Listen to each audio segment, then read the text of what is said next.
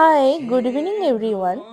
দুপুরের লাঞ্চের পরে একটু রেস্ট নিয়ে আমরা সবাই বেরিয়ে পড়েছিলাম মূর্তির আশেপাশে দুটো একটা স্পট দেখার জন্য। আর সারাদিন বৃষ্টির পর বৃষ্টিটা তখন একটু হলেও থেমেছিল, তাই আমরা হঠাৎই বেরিয়ে পড়েছিলাম। কাছেই দুটি স্পট ছিল, তো সেগুলো ঘোরার উদ্দেশ্যেই বেরিয়ে পড়েছিলাম আর কি। তো রাস্তার দুই পাশে ঘন জঙ্গল তোমরা দেখতেই পাচ্ছ, আর তার পাশেই আমরা এখানে পৌঁছে গেছিলাম মহাকাল মন্দিরে, যেটি রাস্তার ঘন জঙ্গলের মাঝেই একদম রাস্তার পাশেই রয়েছে। আর এখানেই রয়েছে শিবের মানে বাবা ভোলানাথের গাদি। কোনো মন্দির এখানে প্রতিষ্ঠিত হয়নি, এরকম ফাঁকার মধ্যেই বাবা শিব এখানে বিরাজমান। আর রোজ দিন এখানে নিত্য পূজা করা হয়। আর ওখানকার মানুষজনের কাছে থেকে আমরা শুনেছি যে রোজ ভোরবেলায় ভোরের একদম শুরুতে হাতি তার সুরের মাধ্যমে জল এবং ফুল নিয়ে আসে। বন থেকে ফুল এবং নদী থেকে জল নিয়ে এসে এই বাবা শিবের মাথায় চড়ায়।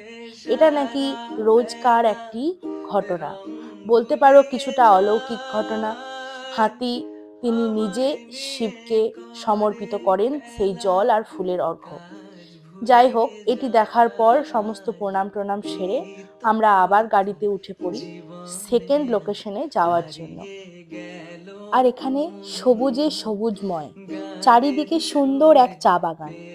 আর পুরো রাস্তা জুড়েই তাই, যদিও ডুয়ার্সে দার্জিলিং এর চা বাগানগুলো এক অন্যরকম, সেগুলো হয় পাহাড়ের ঢালুতে, পাহাড়ের গায়ে।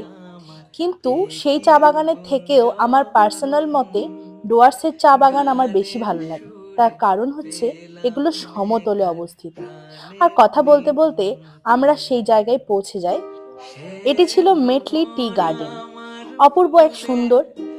আর এখানে মেন বৈশিষ্ট্য হলো প্রচুর পরিমাণে ময়ূর দেখা যায়। আর এই দেখো, একজনের দেখা পেয়েছি, যদিও অনেকটা বিকালবেলা হয়ে গেছিল আর সন্ধে প্রায় নেমেই গেছিল বলতে পারো, তাই একটু অন্ধকার এসেছে।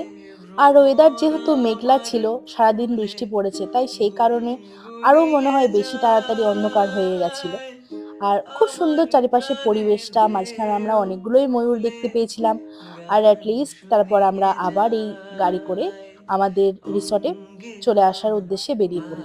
মাঝখানে এখানে একটা দোকানে আমরা দাঁড়িয়েছিলাম, লোকাল একটি দোকানে, এটি মেটলির এখানেই ছিল।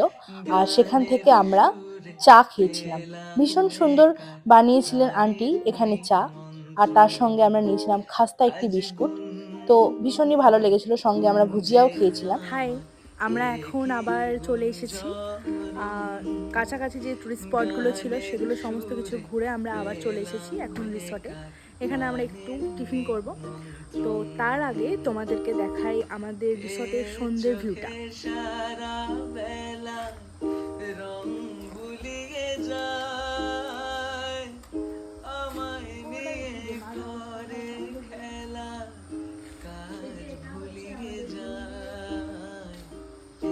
উপরে আমরা ওখানে থার্ড ফ্লোরে আছি।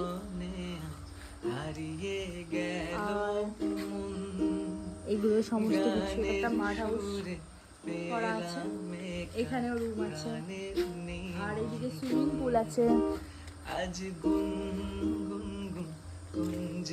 আর তারপর আমরা রিসোর্টে আবার একবার টিফিন করে নিই, আমাদের সন্ধ্যার কফি আর সঙ্গে পকোড়া এনজয় করতে করতে আমরা এটাও খেয়ে নিই। আর তারপর এখানে একটু বসে আড্ডা দিই।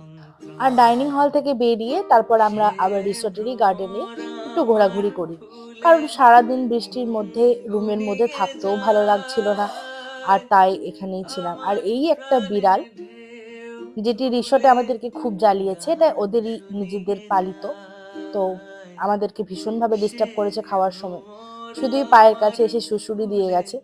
যাই হোক, আর তারপর আমরা এখানে ফটো ভিডিও একটু তুলে নিই। আজকের মতন ভিডিও এখানেই, টাটা, বাই বাই, সবাই ভালো থেকো।